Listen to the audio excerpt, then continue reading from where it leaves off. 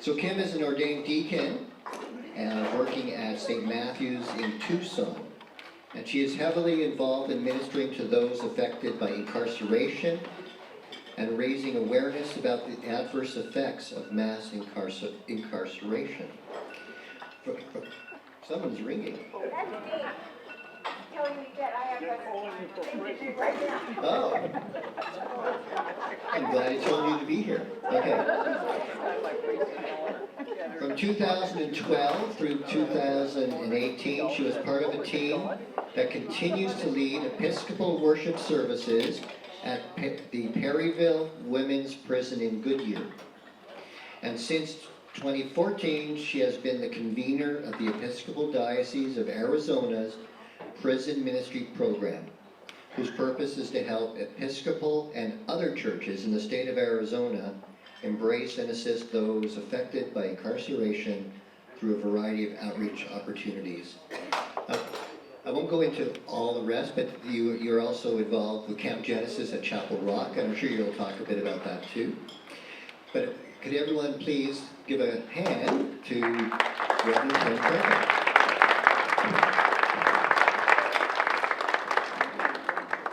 Thank you, Father Warren.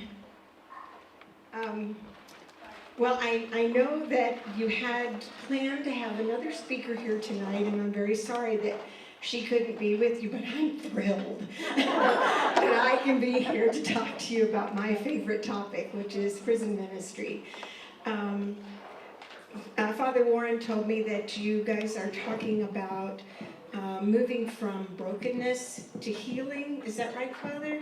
What? Yeah, well, prison ministry definitely does help move the broken into healing.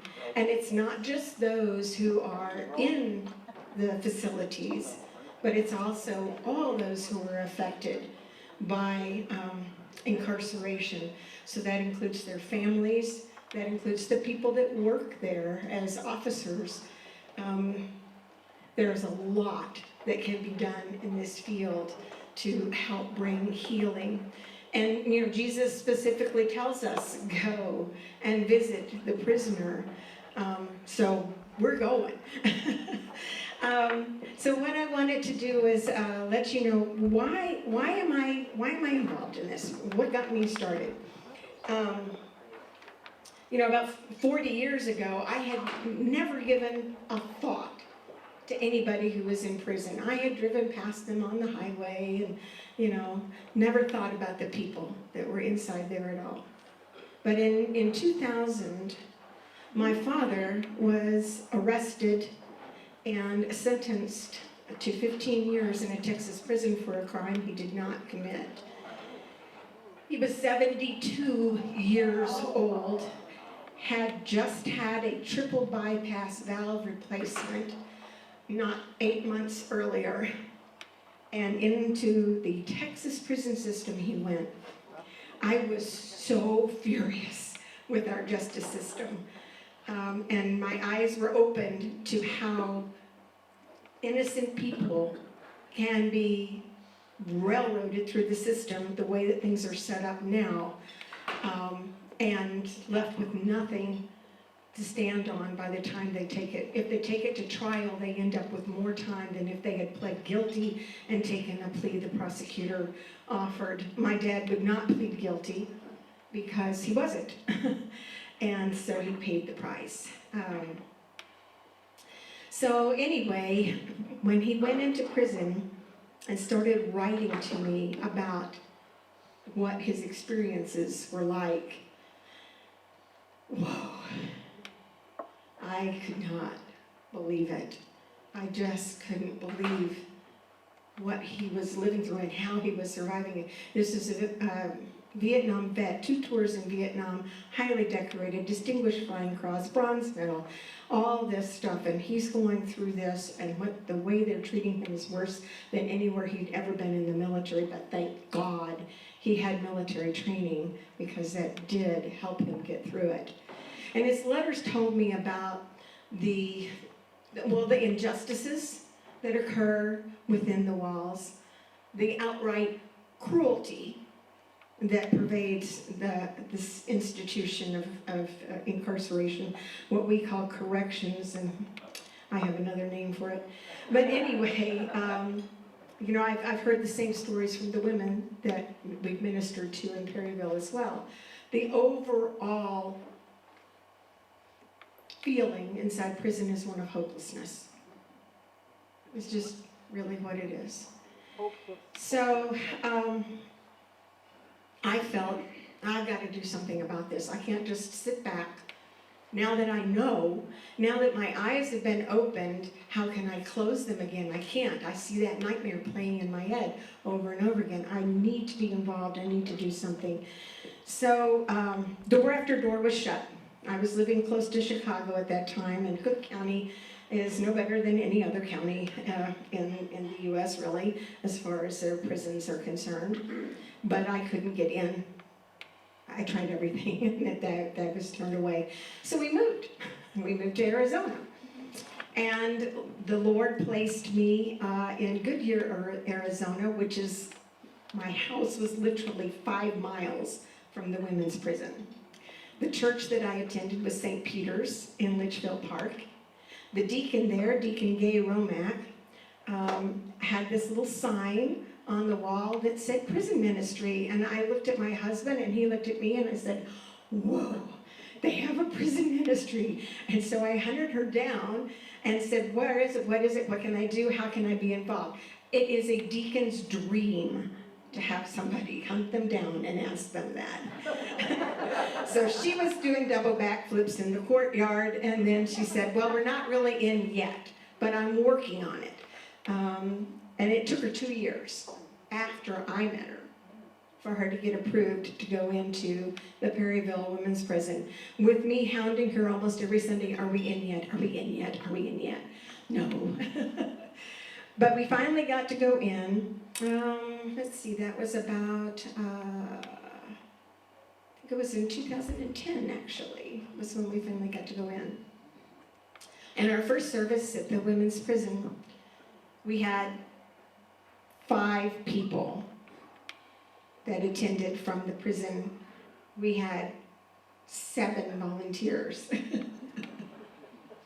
Because we were all so excited. But they had never heard of an Episcopal church. They knew what an Episcopal church was. As a matter of fact, that was part of the reason why we couldn't get in, because the chaplain said, but we don't have any Episcopalians in prison.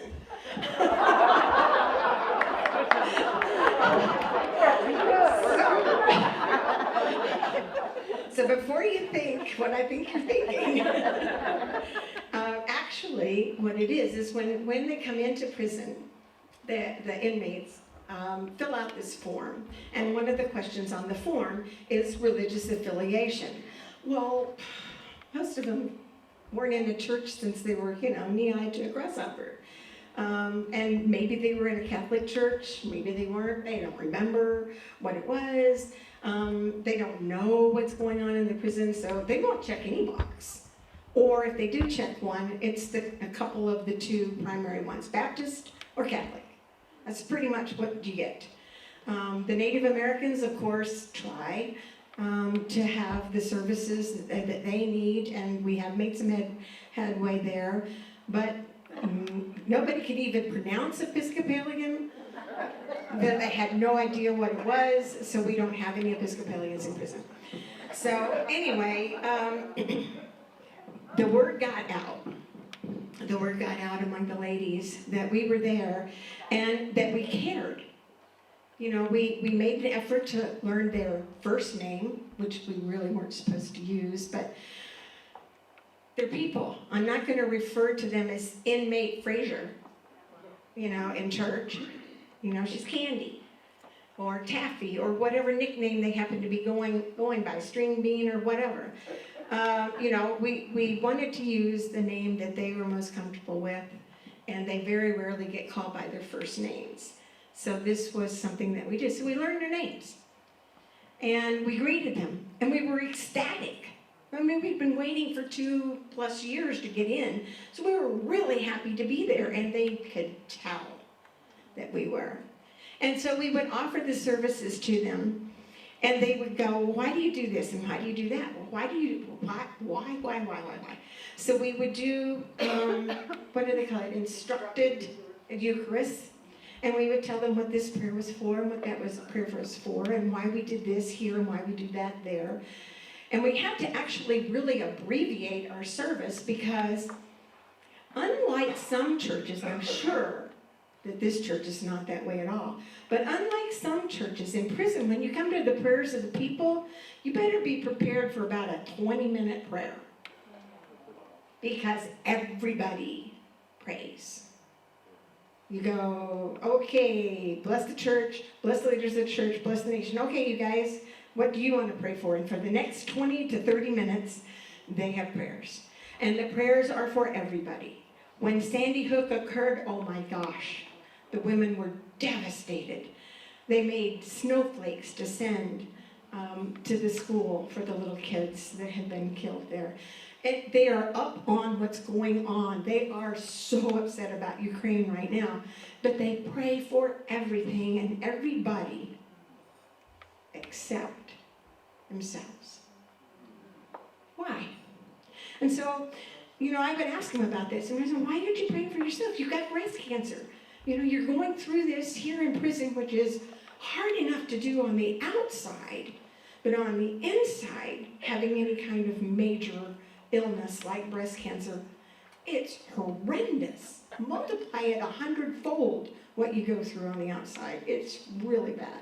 But they wouldn't pray for themselves because they didn't feel worthy.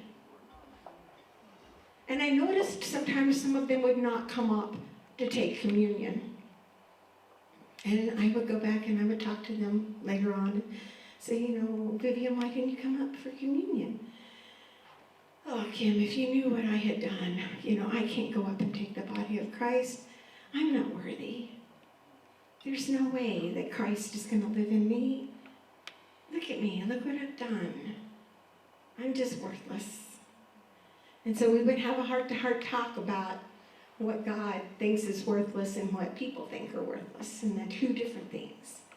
And that Jesus died for her, and she was worth it.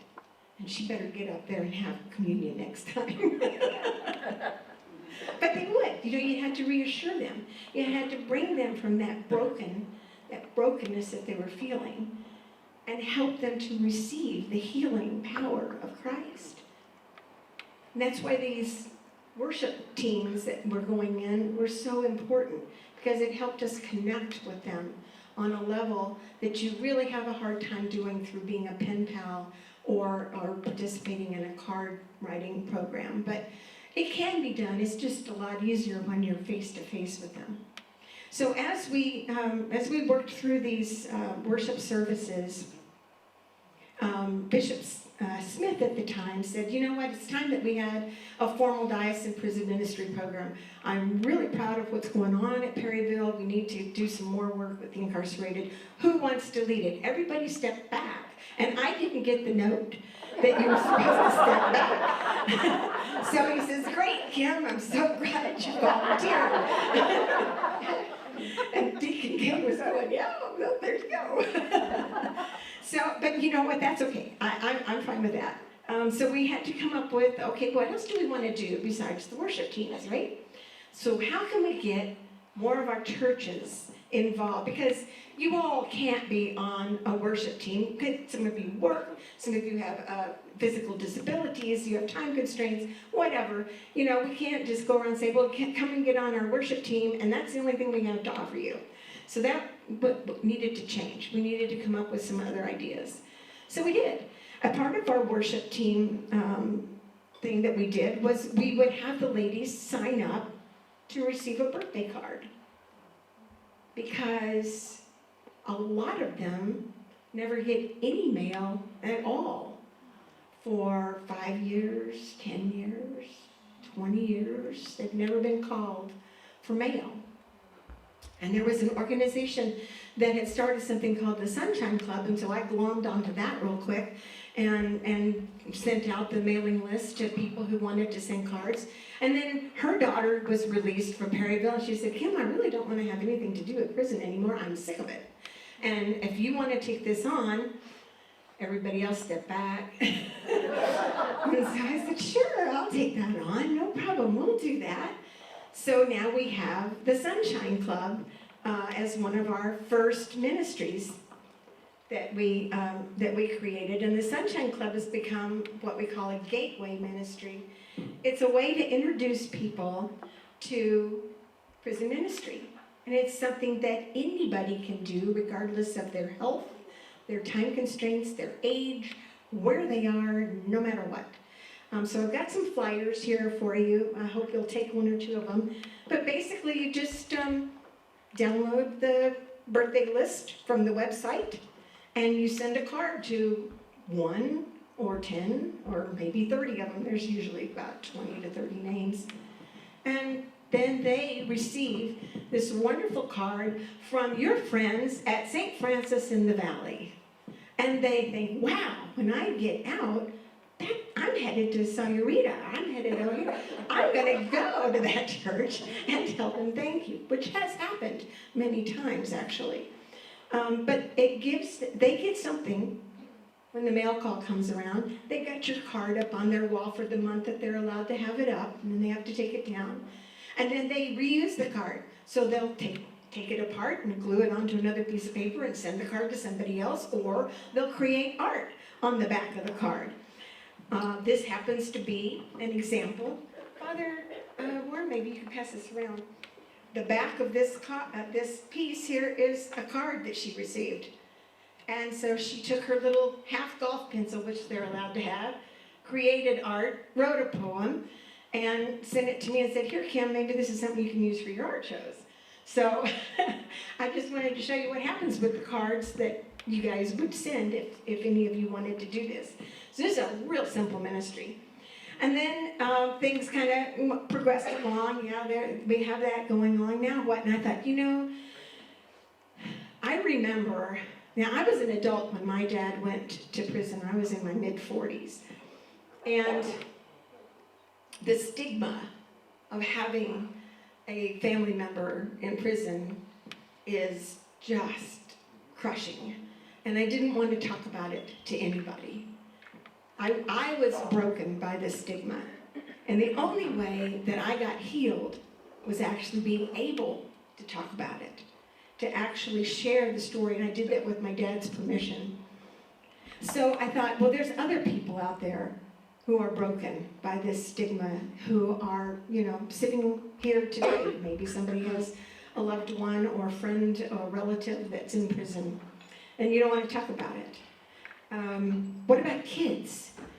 Wow, this has got to be really heavy for kids, especially if they saw their parent arrested and taken away, and then they ended up in foster care. What can we do for kids? What can we do?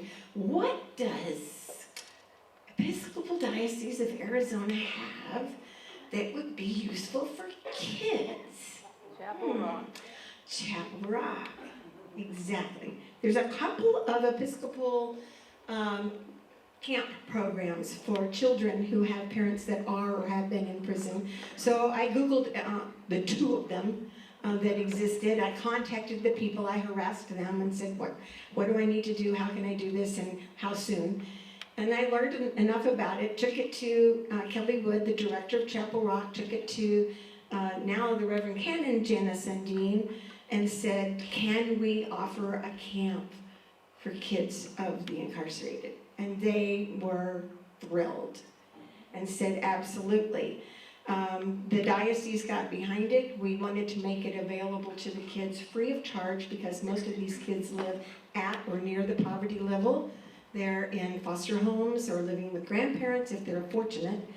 And even if they are living with other family members, they don't have a lot of money. They don't have $400 to send a kid to camp. So through the generosity of some grants and from members of churches like this one, we receive enough money every year to send every single kid that applies to Camp Genesis at no charge. And then we thought, after the first camp that we had, which was in 2018, we learned that most of the kids that came to the camp had never even been inside a church before. So here they are at at church camp. And church camp's doing all this church camp stuff, presuming that you know what a Bible is, right? And that you know what a gospel is, and you know who Jesus is. And they're like, who? What? Where? You know, they were totally lost. So we thought, okay, we can't have this happen again. We've got to do something to help these kids out. So the next year that we held it, we provided the kids with these backpacks, another ministry that can be enjoyed by all churches all over our diocese. So in the backpacks, we provide a children's Bible. We provide all kinds of fun things for them to have at camp, and things that they will have forgotten, like a toothbrush, and toothpaste, and shampoo, and soap, and note cards to write home, and a little beach blanket because we take them out to the lake, and a toy or two, and a few other little things go into the backpack. By the time we get it all done, each backpack runs about $120, counting the backpack. So churches from all over our diocese have worked with us. We have a person that manages that ministry, and we always have actually more than we need usually, but we always have enough backpacks for everyone who comes to camp, and they all go home with a Bible. And now we've restructured our Camp Genesis to be separated from the church camp so that we can actually get to the basics with these kids and teach them, well, who is Jesus and who is God, and get them introduced that way, and then we'll let God handle the rest, right? Okay.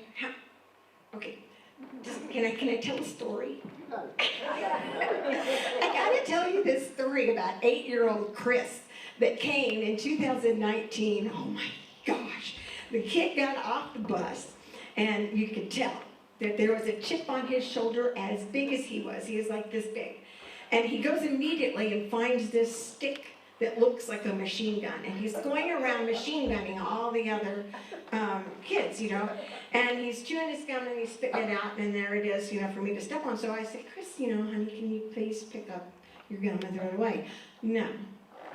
And I said, well, I'd really appreciate it if you would do that for me, because it's really nice. And he says, no.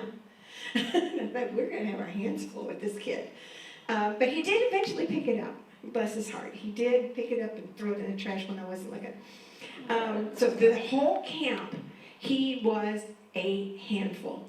That was Sunday, was the gum incident, and then he was mean to a couple of the other kids in his dorm that night, and then the next day it took 2 extra counselors to come over and assist us, and they just babysat Chris. And the other 2 counselors had the other 9 kids, the other 9 boys. So he was just a handful. And he didn't want to learn about Jesus, and he didn't want to read the Bible, and all this kind of stuff. And all of us were exhausted from dealing with this kid. And he finally crossed the line. He actually hit another camper, and that gets you expelled from camp. And there wasn't any choice. And the 2 counselors that had been assigned to him just were devastated that he was going to have to go home, because they felt like they were starting to make progress. Bless their hearts, they had so much hope. But he had to go home. And so the next day, when he did go home, he came around to each of us, and this was after he was there for 2 days. And he had tears in his little eyes, and he came to our table where we were having lunch right before he left. And he said, I'm so sorry, and I'll do better next time. And we dissolved into tears. He dissolved into tears. He gave everybody a hug, which was just not going to happen that first day. So the next time that he was supposed to come was 2020. So we didn't have camp. But we stayed in touch with the kids, because we have another ministry, a card writing ministry, just to the kids who came to camp. So he got a card every month from one of the churches in our diocese telling him, hey, you're a great kid, you're wonderful, we're looking forward to having you back in camp. And all the kids that came to camp got a card similar to that, and he got one. And we heard from his grandmother, who he was living with, when we got ready to have camp in, 2021. And she said, you would not believe Chris. He stands out in front of the house on Sunday mornings and waits for the church bus to come by and pick him up and take him down the road to the Baptist church. We don't care what church, just take him to a church. And he comes back, and he's a happy kid. He's not hanging out with the gangbangers anymore. And he reads his Bible, and he has saved every single card that you guys have sent to him. Every card. This was a little 8-year-old monster, really. I mean, I'm not a kid person. But, God got a hold of him. And this kid's life was changed because this kid came to camp, and if there's never another one like it, that was worth it, right? Right. So out of deciding to offer a camp for kids of the incarcerated, we ended up with 2 more ministries. We ended up with the backpack ministry and the camper card program ministry, which we still continue to this day. He didn't make it back last year for camp. He was going to come. And his grandmother got sick, and he stayed home to take care of her. So he's hoping to come to camp in June, so I can hardly wait to see him. He's probably like this big now. So that's, this is how these ministries that we have for the Arizona Diocese have developed. They've just kind of developed, what's the word? Not... Organically, that's the word I'm looking for, and I use that all the time. I eat organic. So they have evolved organically as we've discovered a need. So one of the other things that we do is we now offer programs for people when they're getting out of prison. Because within the first year, 67% of them go back into prison in Arizona. So how can we stop that? How can we stop that cycle? So Deacon Gay found a way to offer a mentoring program inside as part of our worship services. And then she worked really hard to develop a program to mentor for the women when they're released on the outside. And this new program was just unveiled last fall. And it's called Mentoring Beyond the Gates. And this program is one where we're looking for people who want to mentor someone who's being released in their area. And it doesn't involve very much. A phone call once a week to say, hey, how you doing? You're doing great. Keep up the good work. Because they have other people that help them with the hard stuff, like finding a job and finding an apartment and all this kind of stuff. Your job is to keep their spirits up. Help them now get on that path to healing and to rejoining society. So Deacon Gay, I can't call her anything else because that's what I grew up calling her. Gay Romack has this program now, and she's getting ready, dun, dun, drum roll, to have the second cohort of mentors trained in April. So if any of you might be interested in doing this, it's great for retired teachers, it's great for anybody. One of the ladies in my church, St. Matthew's, was a former teacher for the deaf. And she's retired now. She's in her late 70s. She's 78, 79 years old. And she signed up for the program. And she went and took all the things. Oh, Kim, this is great. I'm so excited about this. I hope I get a mentee. I hope I get a mentee. And I thought, I hated to tell her that the majority of them were probably going to be in Phoenix. But lo and behold, God provided a mentee right here in Tucson. And not only did God provide this beautiful young lady that is her mentee, but the young lady grew up in a family of 8, and she's the only one that can hear. So she's always signed for her whole family. I get goosebumps when I tell this story because it's just like, oh my God, it's such a God thing. Here was this wonderful woman in our church that signed up for it, a former teacher for the deaf, and the first mentee she gets is a woman who has to sign for her whole entire family. And they have so much in common. This woman is in her early 20s, and And the parishioner at our church, like I said, she's pushing 80, and they just have the best time. She just loves her. She comes to our services online, because she lives on the far south side of Tucson, but she attends any online service that we have, and we're just so glad to have her. So it's just, God is going to work with whoever it is that decides, to do these things. And then the other thing that Deacon Gay did was she worked with, do you guys know who Reverend Becca Stevens is from Thistle Farms? Have you heard that name? Yeah, she came and she was a keynote speaker at our convention a couple of years ago. And by the way, I snagged her and took her to Perryville. She didn't have a chance. So anyway, Becca Stevens has this great organization called Thistle Farms. Google it. You're going to want to order all your t-shirts from there and all your hand lotion and your candles, because it's wonderful. So she worked with Deacon Gay to establish a sister community here, a Magdalene house not here in Tucson area, but up in Phoenix area. So we have Magdalene House West that provides housing for residents that are released from prison, and they stay there for up to 2 years, rent-free. And during that time, they receive spiritual counseling, they receive job training, they receive all kinds of training to help them be successful as they re-enter society. They had their first graduate who graduated in early March, and she was able to save $15,000 in the 2 years that she was there. She is coming out ready to be a member of the community, ready to rent an apartment. She has a job. She's all set. That girl ain't going back to prison, y'all. I'm just saying. And that's what this Magdalene House does.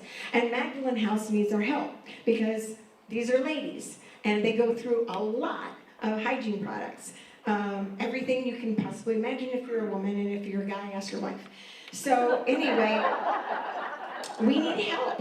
We need help to provide what they require. So churches all over the diocese are having hygiene drives. And they will put a box out. And people will bring stuff in that they need and put it in there. And then somebody, usually me, runs it up to Phoenix on one of my trips up there, or anybody else who happens to be going up that way. Standing committee members, that kind of thing, can take it up there and drop it off with Deacon Gay, and it's much appreciated. Or you can always send cash, which they can spend on hygiene products, so that works as well. So you can have a actual drive for product, or you can have a drive for money to buy the product. And the other thing that they do, this lady that just graduated started this little cottage industry using scraps of yarn, and she works with the ladies inside the prison to make little beanie caps that we then get back to our churches and they distribute to the homeless. Or they take the beanie caps to the neonatal units for the little infants. And the ladies love doing this because they really feel like they're giving something back to the community. And the same thing occurs with the art shows. You see back here on the wall, I only brought 3 pieces. I've got an art show going on at Sun City right now, and they have most of my materials. So I brought what I had. But there's three pieces here I hope you'll come up and look at. But the ladies who paint these, they were able to get approval to donate their art to the Episcopal diocese. And so it comes to me. And because they're not allowed to earn any money while they're incarcerated, I take their art and I display it at churches for a suggested donation. And the donation goes to the Episcopal Diocese of Arizona, and then the Episcopal Diocese of Arizona makes a donation to the artist. Because we can. So that's the way we get around this. Probably not exactly what they had in mind when they said, no, you cannot profit. But, I just feel like that they're not earning any money towards Social Security, and if they don't have any money when they get out, what's going to happen? They're going to be homeless, and they're going to be right back inside. So we use the art shows to help raise funds to help prevent recidivism. That's the way I use that. Sure. And they're highly successful, and I come with it because I come out and talk to people about all of our programs. And also, I can also talk about the sad state of affairs that our system of incarceration is in. But we're not going to get in that because that's really sad. So what I thought I would do, if I have, 5 minutes left? Oh, no, yeah. I have time? 15, 20, 25. Can I share with you some things that the ladies have written to me over the past couple years, just so that you can hear how they've changed? This one actually came from a lady who's in California, but she works with a friend of mine, and he sent this to me. He says, "You got to see this." She says, this is from Jessica. "I used to be so cold-hearted and careless, but all of that changed when I was knocked down to my knees. I used to think that everything was about me. I used to be so selfish, it blinded me so I couldn't see.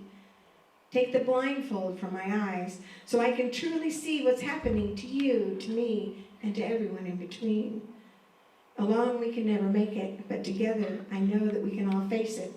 I need you just as much as you need me, but it was never about just you or me. It's about all of us as a family. No one is meant to be alone on their own. Your pain is my pain, and your joy my joy. If you and me work together, then the world could be that much better. Do you know what I would do if it was up to me and you? I would share a smile with you, the world, so the world can share a smile with us too." Yeah, I think of that little girl that was at the Biden inauguration and her poetry when I read that one. And this one is from a lady I actually know. She's one of the artists. And she was sick in early February. And she says, "When I was in the medical detention unit for a few weeks, it was like a retreat. I was alone in a room, walls surrounding me, no people to interact with, no TV, books, crafts, or other stimuli. It was me, my thoughts, and God for the first few days. It was like going through a refining process. I thought obsessively at first, experienced an array of emotions. I cried. I was relieved. I felt confusion, had questions, pondered the meaning of life and my existence. All the while, God was speaking to me, and I grew in understanding. My mind finally calmed. I felt peace, joy, love, and blessed. I was happy and free and ready to love the whole world. I was grateful for this special time where there were no demands on my time and energy, and it helped me to be in the world, but not of it." That's brokenness to healing right there. That she can go through being in that kind of solitary confinement and find joy and blessing after the struggle. I gotta pull this one out. This one is also from another artist. She wrote to me because she did a little piece of art and it sold like hotcake. Right out. As soon as I hung it up, it was gone. And it was the first piece of art she'd ever done. She was so excited. And she said, "It's surprising someone would put so much effort into helping others, especially inmates. Normally, we are all forgotten about until released." And when this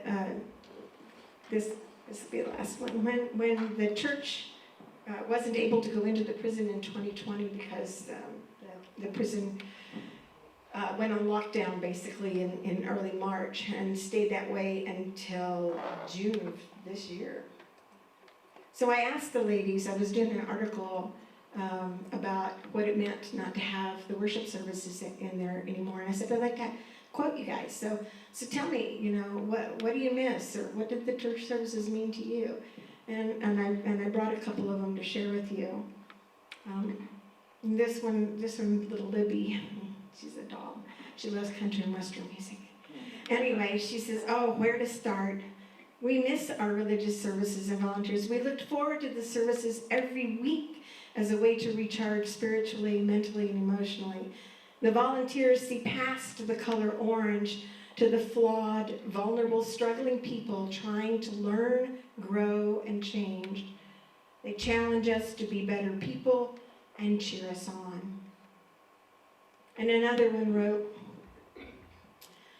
It enriches my life, and I look forward to it every Saturday. The volunteers are sincere. They are kind and always so joyful to share the Word of God. They do not see orange, as that's what they wear, my orange uniform. They do not see orange. They see a sister in Christ. The service refreshes my soul in a place that is often dark, lonely, and full of despair. They have taught me how to interpret the Bible toward everyday life. The service helps build community, a church community here in prison. The St. Peter service encouraged me to be the person God says I am. That's a statement right there, isn't it? From the I'm not worthy to receive Christ, and she writes now that God encouraged me to be the person that God says I am and not who my circumstances suggest I am. What a path for that lady, to come through that. To me, that is definitely brokenness to healing. And now the last one I want to share with you is from a dear saint at St. Matthew's, 92 years old, and she signed up to be pen pal. And she wrote, I didn't know she wrote to this many. She wrote to 7 inmates every week. And every Sunday that she came to church, she would always come up to me when we were going, through the line as everybody goes out the door. Oh, Kim, I'm so grateful that I have these people to write to, that I feel like I'm actually doing something. Thank you for pointing me into this ministry. And she says, this is the card that she sent to me shortly before she died.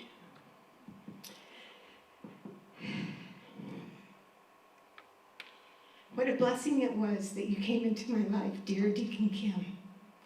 Now I have something I can do for the church, the prison ministry. I can't because I got tears in my eyes. When I'm in my life, it's too incapacitated to be much help. And I hear about all your good works from those in the prison. Just this week I got a letter that said, she's the person, she sees the person, not the orange. Makes me proud to be a member of your church, Kim. Love, Joanne. So it's a blessing. It's one of those ministries where the blessings just rain down constantly. I think I've told you about several of the blessings already that have occurred in my life and have occurred to other people who have been involved in this. There's something for everyone because the need is so great. So there's a couple of other pieces that I'd have you pass around if somebody, Judy and Becky, can help. Remember I talked about having breast cancer in prison? They won't give you a pillow in prison. Those of you who've had breast cancer know how important that pillow is, right? They won't give you a pillow. So the inmates make them out of what they have. A lot of you are going to recognize this.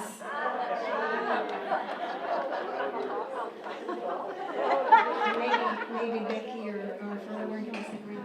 But yeah, they feel the need, and they make them out of what used to be a very short supply of that particular product.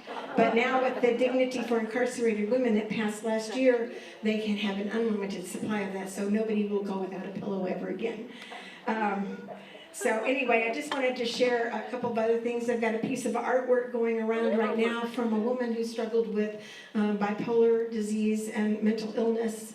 And when she was in prison for, I think she was in prison for 15 years, she created a new piece of art every single day that she was in prison. I have a small amount of her art that she's now out and living in Tucson. And I have a small amount of her art that she has generously said any of the sales from her art will go to help the Magdalene House and help other women. So again, giving back. When they come out, they want to give back. So I just wanted to kind of share a couple of those things with you, just to let you know that they're always trying to help others. Oh, I have one more story. So while we were doing the prison worship services, right, inside prison, and we would take in our bulletin from church, and on the back of our bulletin we have announcements and stuff. And so it said, be sure and bring in your food for the food pantry this weekend, this Sunday, we're collecting food. And the ladies read that, and one of them came up to me and she says, Kim, can we give food? And I said, well, you'll have to ask. I don't know if you can give food. We'll take it if you can find a way to get it to us. And so she said, well, let me ask around. So we have a radar in there. Y'all know MASH, right? The TV show MASH, and Radar was the guy who could get things done. So we had a radar in there. Her name was Misty, and Misty could get things done. And so Misty started working on it. And the next Sunday that we came in, there were not one box, not two boxes, not three big cardboard boxes, 4 big cardboard boxes, heaped full of everything that they could get their hands on. You know, ramen and tea and crackers and chips and whatever that they could buy in the commissary store. And we said, holy cow, we were expecting, you know, like a little bag or something. And she said, oh no, I went around to every cell. And I said, pony up, you know, this is for the homeless. You've been homeless, you know what it's like to get food, and they all did, and they all chipped in. And so we lugged 4 big boxes back out to the church. That was on Saturday. So on Sunday, the volunteers that had been in, we had the boxes, right? And we're going to march those boxes right down the aisle with the cart that the church filled up. So the church cart, your shopping cart, was like pathetically half full. And we come marching down with these 4 overfilled boxes from the women in prison who earn a nickel to 25 cents an hour, who bought this stuff that costs triple what it costs me and you on the outside, and they had filled 4 boxes of it. It lit a fire in our church, let me tell you. That cart never went down that aisle half empty again. It was always overflowing. So that's another story about how they give back. You know, they found a way and their brokenness to offer something for those whose shoes they had been in, many of them prior to being incarcerated. So they're always looking for ways to give back. These women and these men in prison, you know, they deserve more than what they're getting. And if we have any hope of having them come out and being a successful member of our society, then we need to let them know that they're loved, and that they're appreciated, and that they're worthy, and that God loves them, and God sees them for what they truly are. So I'll open for questions. There's no questions. Yay! Okay, what? Maybe I missed it, but may I ask what happened to your father? My father is living with us in Tucson. He was released 4 years ago, and completed his probation and is now living with us, and he turned 90 last year. He's doing really great too, because I feed him organic vegetarian food. Did they ever find the person that did what he had been accused of? Yes, they did. Yes, they did. And the person actually went to prison for molesting his own children. But my dad had, by that time, had already served most of his sentence, and they would not relitigate it. So we were stuck. We still had 3 years left on his sentence. By the time it had gone through everything, he would have been out anyway, and it would have cost us hundreds of thousands of dollars to relitigate. Yes? Next year when you come, bring him.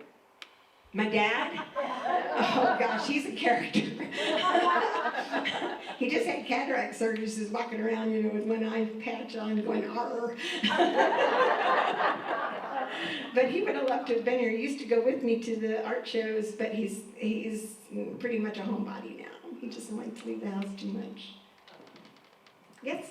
At the camp that you run for the children who are children of the incarcerated, at the camp, do you have mental health counselors for children such as the child who was off the wall? We hope to have that. We don't have it yet. That would require bringing on an additional staff member, for which Chapel Rock needs to have the funds to pay for camp.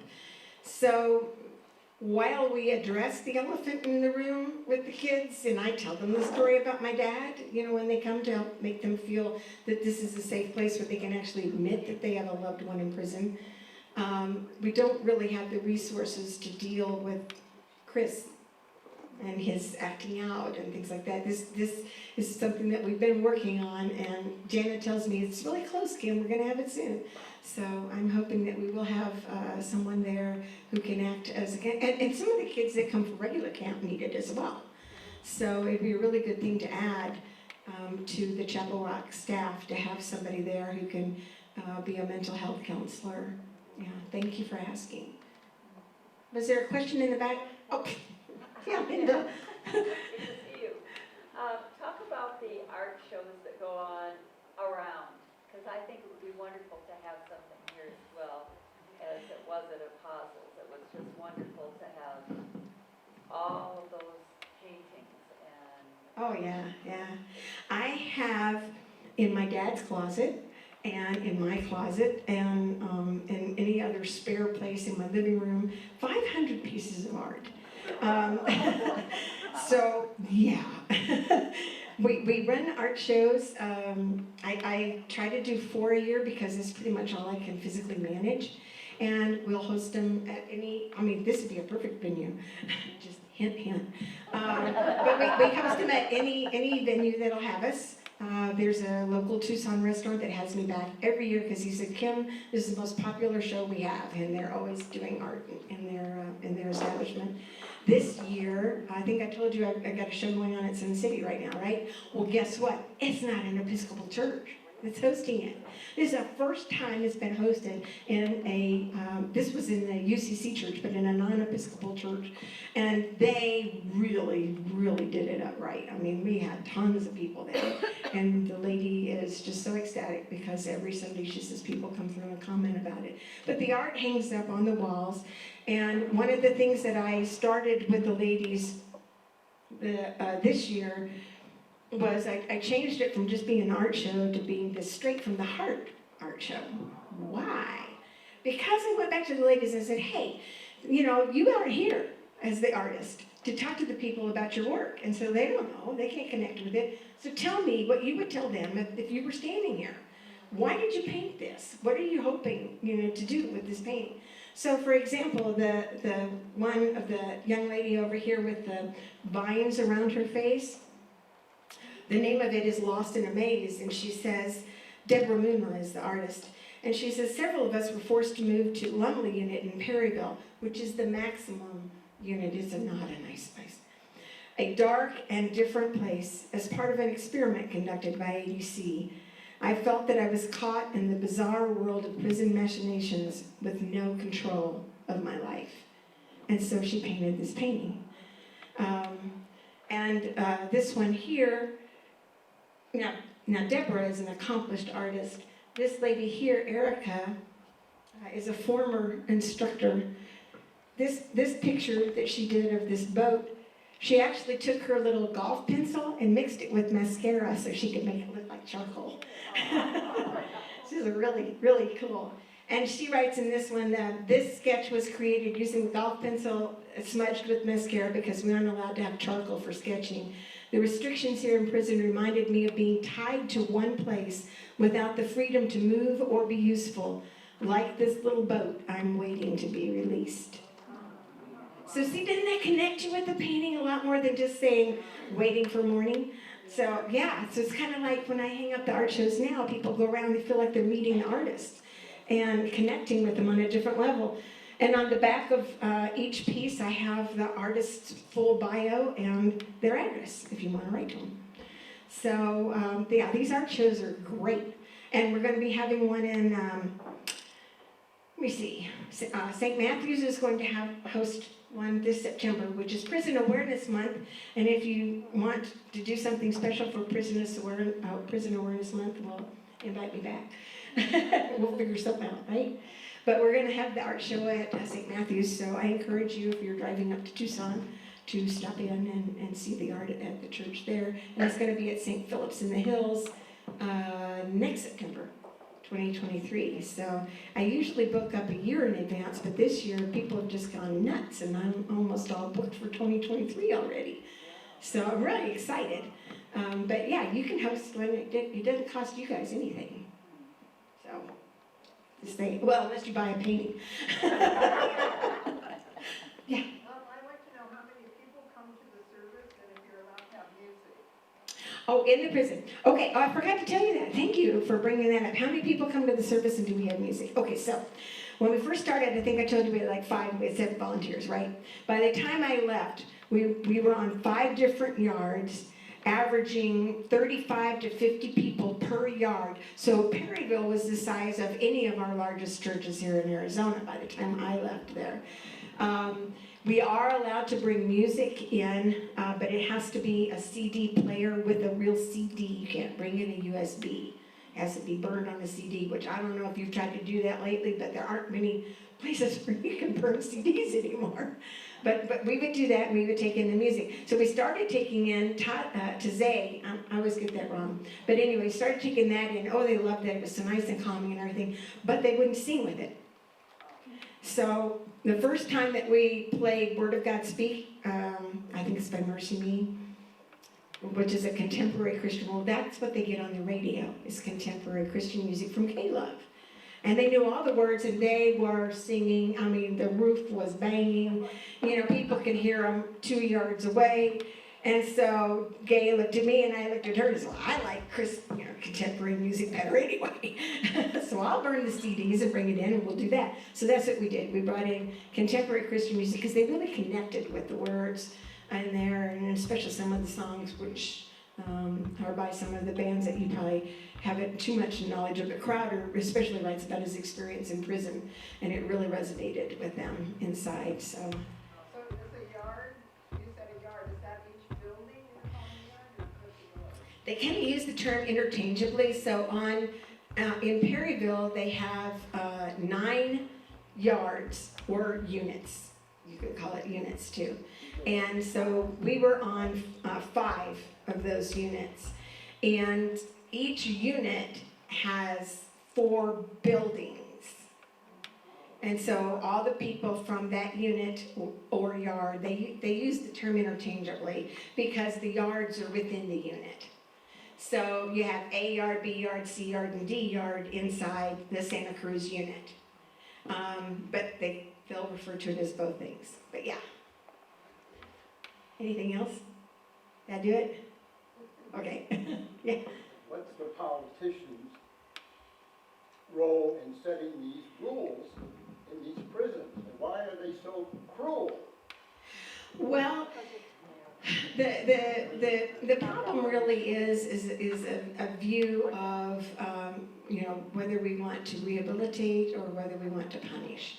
And for years and years and years, punish has been the dominant force. And there's a lot of money to be made in prison, by the way. So a lot of things that go on in there are intentional in order to have a high recidivism rate, so they continue to have people come in, so they keep the beds filled. And when you look at what we have here in Arizona, we have 10 state-run facilities, and we have 6 private prisons. I'm pretty sure it's 6. And we're fixing to add another one. But Arizona has made contracts with these private for-profit prisons to offer 90 to 100% guaranteed bed fill rate. So you're guaranteed this amount of money whether the bed is empty or not. So they want to definitely move people from the prisons into the for-profit prisons to keep those beds filled, and then they just bring in more. So we end up with some onerous laws that put more people in prison for things that really don't need to be punished that way. They could be diverted somewhere where they could receive the treatment that they need, or there could be another form of restoration that could be offered as opposed to punishment. But we're not there yet, and we're working on it. It's like Oliver Twist. It could be just like Oliver Twist.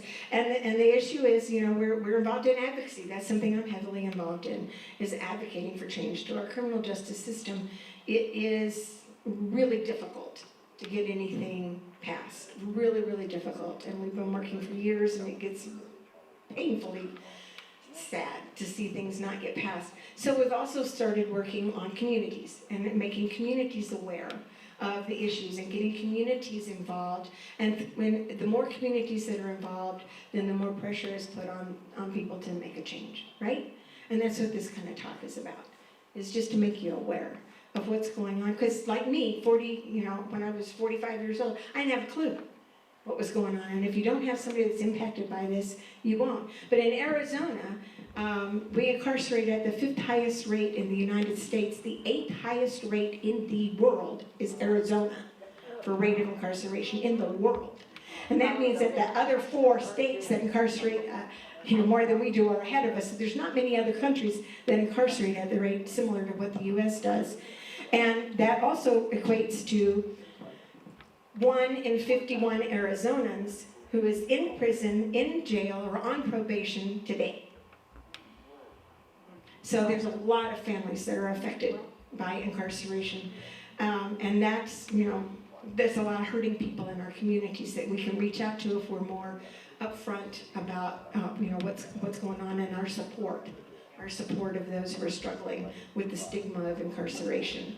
So that's really important as well. There was something I meant to tell you and I forgot now. Yes. Are there a lot of mentally ill people also in the same prison? Oh, I'm glad you asked. Are there a lot of mentally ill people in prison? Yes. Yes, there are. Over 70% suffer from severe mental illness, not just mental illness. So I think it's safe to say that pretty much 100% in there are struggling with mental illness. And I have a lady that I write to. Her name is Ashton. Can you see this picture? This picture of a tree that she made. And in the middle of the tree, it has 2 eyes. And then here it says help. And the tree is being pelted with hail. And she wrote to me. I cried when I got this, and I struggled about whether I was going to share it with you or not, but you brought it up, so I'm going to. Ashton wrote, I am the tree. I take in all the hailstorms of life that beat against my bark and limbs. In this picture, hail is beating against the tree, but the tree takes it continuously. I yell for help, but I'm not heard because I'm silenced. I cry, but no one sees me, and no one knows the sea of tears I create. There's no life in me as it's withered away from me, holding my breath. No leaves now, no greenery, only the vines remain to choke me out. The hailstorms keep coming on me in words and deeds done to me. I become the tree when I sense fear or being around loud, angry men. The tree is numb to all the unwanted abuse around Ashton. That's her name. I want to be strong, but I'm not. Maybe this tree is only good for one other use, to be burned. But since my bark is dead, I doubt it'd be any use for that.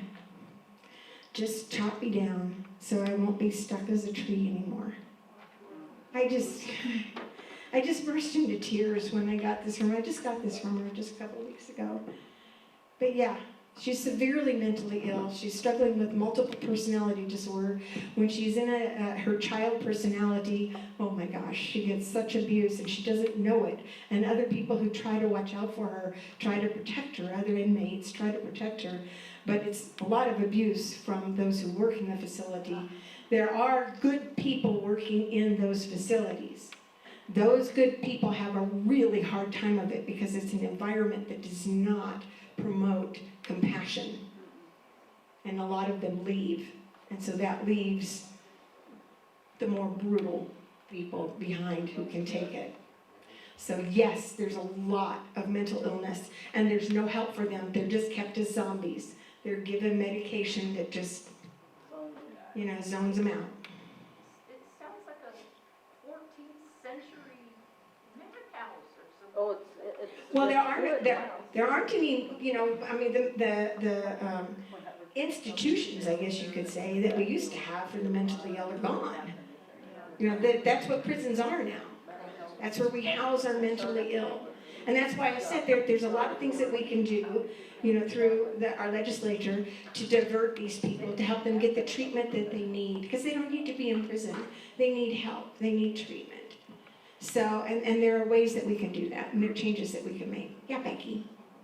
One of the things that hasn't been mentioned is I worked in the jails for a while up in Maricopa County, and they have a lot of vets that come in that the VA doesn't cover, and they have mental illness, they have severe mental illness, and so they end up getting into drugs because that's the only thing that they can find that will help them. They end up in jail. And it broke my heart that the VA can't even take care of someone who is fighting for our country or giving their life on the line, but because they didn't serve enough time, the VA didn't take care of them. And I'm sorry, Laura's not here to discuss that. Yeah, and she'll probably mention to you the high rate of veterans that are in our prisons. Yep. Yeah. Yes? What are the most common crimes that these women are in? Drugs. He asked if you Drugs. And most of those end up involved in drugs because they made a wrong choice of a boyfriend. So yeah, the majority are drug crimes. Any other question? I think I went on forever. You guys are probably like, will she ever shut up?